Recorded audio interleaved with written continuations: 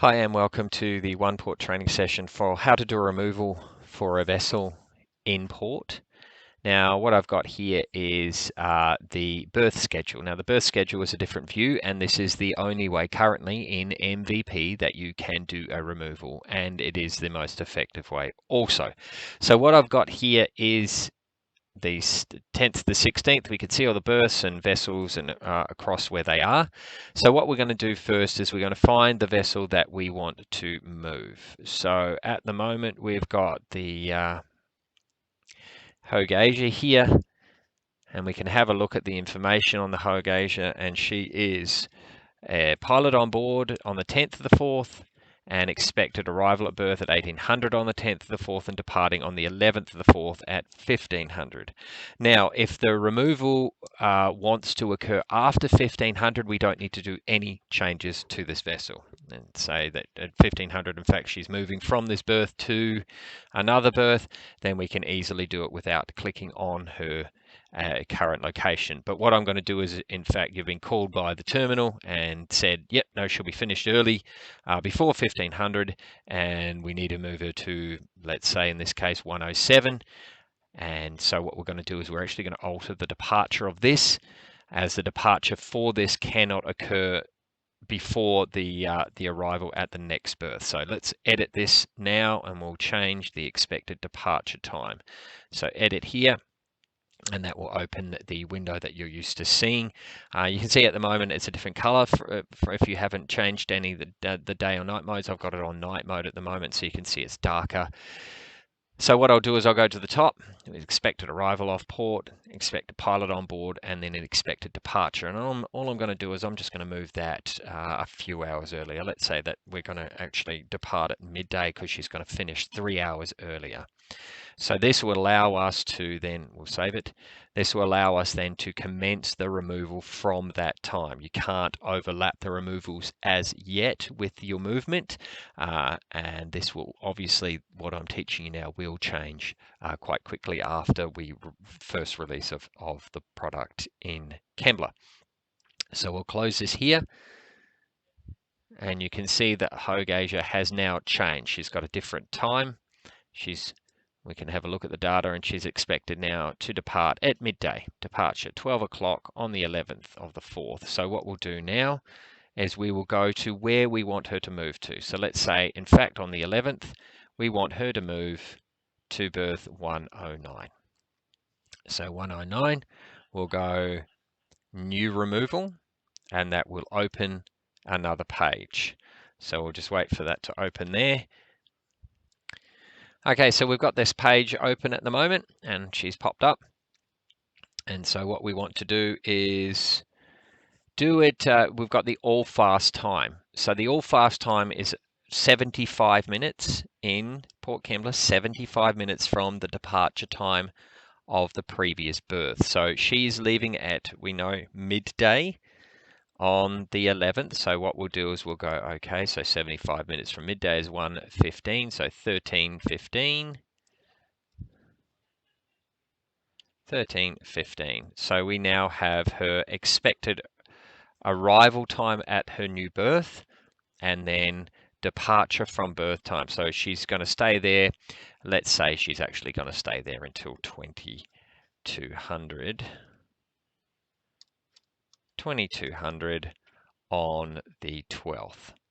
Now, the most important thing that we need to have a look at is actually the name of the vessel. So currently these aren't not linked. They will be shortly, so you need to make sure that you know the name of your vessel and what one you're using. So we've got the times here. We can go across to this, and there is two ways to search for your vessel as usual. So we can type in the name, Hogue Asia, or you can type in her IMO quite easily as well, 919 1876, and there we go, the Hogue Asia. So we've got the vehicle carrier there. She is going port side 2, berth 109, because we've already selected the berth, and the purpose she's going there is to discharge and load. Then we're going to save, and this is where it will commence Now, the most important thing you've got here when this comes up is you can see you've got a pre-arrival and arrival movement, but no departure. That is not there. Now, this is one of the most important things you need to do, and I need to note it to you here. You need to save a second time.